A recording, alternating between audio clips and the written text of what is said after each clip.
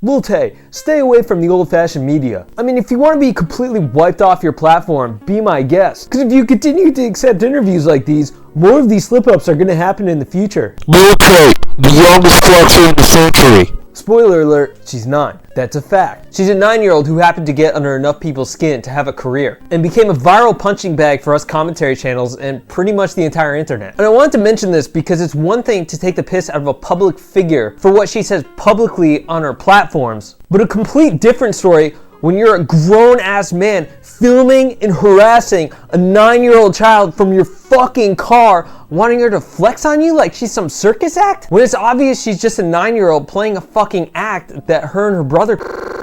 You Lil Tay, right? You in trouble? You Lil Tay, right? You want to flex?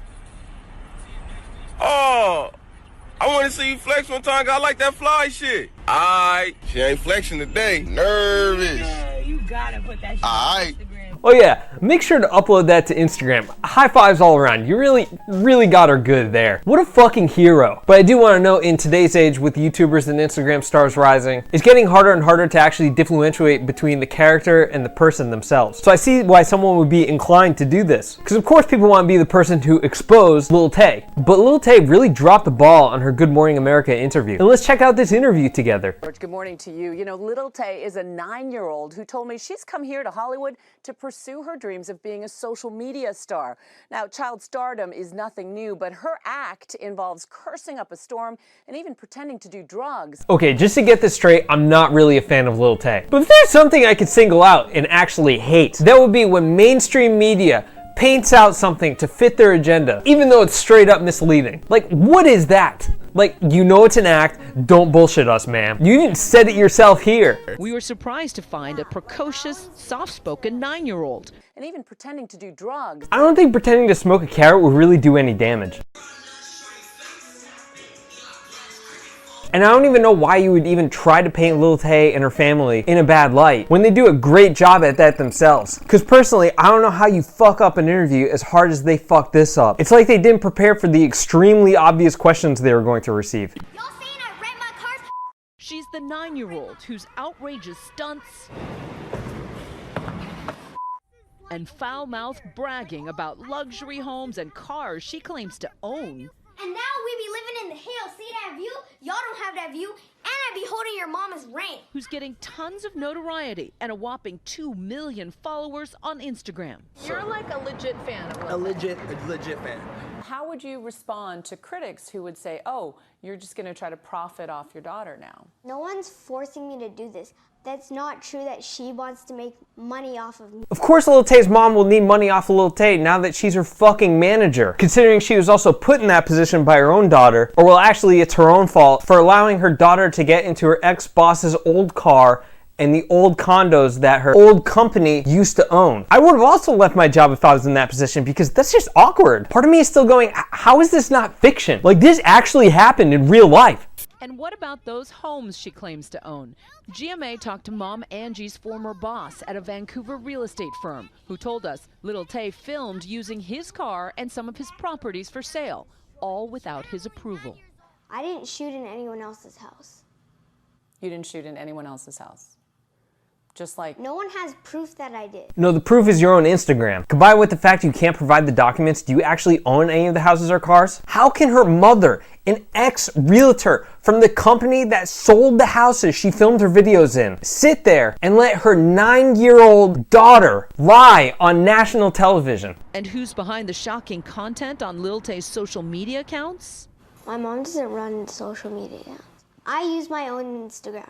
Yep, Lil Tay just admitted she's 9 and she runs her own Instagram account. That's grounds to be banned from Instagram, just like her 2 previous Instagram accounts. Did she just end her career? And still her mother, an alleged manager, is just sitting there letting her do this. As a manager, damage control is your job. Selling a house and selling your foul-mouthed 9-year-old as a brand are obviously 2 different ball games, because she's really not doing the greatest job in this interview. These images will live on and follow you for the rest of your life. Is a 9-year-old really capable of making this kind of decision? This is some question you ask a girl on her way into porn, not a 9-year-old with a foul mouth. Yes, her act is definitely embarrassing and repetitive as fuck, but you have to admit there is some comedic value in it. It's not like she's Sid the Sloth claiming to be black. July 19th was the day I found out I was black. We spent time with Lil Tay and her family 6 weeks after they moved from Canada to Hollywood. I'm gonna have my name on one of these stars one day. We were surprised to find a precocious, soft-spoken 9-year-old whose mom says she's a straight-A student. Well, doesn't that contradict your little hand movement here? What are all the things that you do? Swimming, skating, piano. She is a well-mannered and a great kid. But that's not what comes across on the internet. People think it's like funny, I guess, because I'm 9 years old and I've accomplished so much. I don't think a lot of people are believing that you're making millions of dollars at 9. If they don't believe that, then I don't really care. YouTube stars like Jake Paul are either co-opting her act or trashing it. Snoop Dogg even accusing her 16-year-old brother of coaching her. A lot of people are going to say this and that. We just keep going. As for her schooling, I'm a Harvard dropout. What city is Harvard in? I kind of forgot because I haven't been there in a long time. Mom says she's going to be homeschooled and has picked up at least one sponsor, with more, she says, in the works. How does she only have one sponsor when Lil Tay is probably one of the most viral condom commercials out there? Which person in their right mind would be like, yeah, you know what? I really want a child. Right after a Lil Tay video. Not that many. Lil Tay, bitch, I'm richer than all y'all broke ass. 30 on my wrist. Bitch, what the fuck all y'all doing with your lives? I'm 9, I was born in Atlanta, and I was broke as hell. Look at me now, I'm all better than you, broke ass. Jurex, for 100 million reasons. Y'all can get our headphones too. All y'all haters, I'm trying to make my mom proud. You don't look very happy. I mean, that was before, now I'm happier than before. What's your reaction to all of the haters who are basically online bullying your daughter? We choose just not ignore them. She has a passion and a dream. Wow, inspirational. You know, many are asking, is this legal to allow your child to do all this?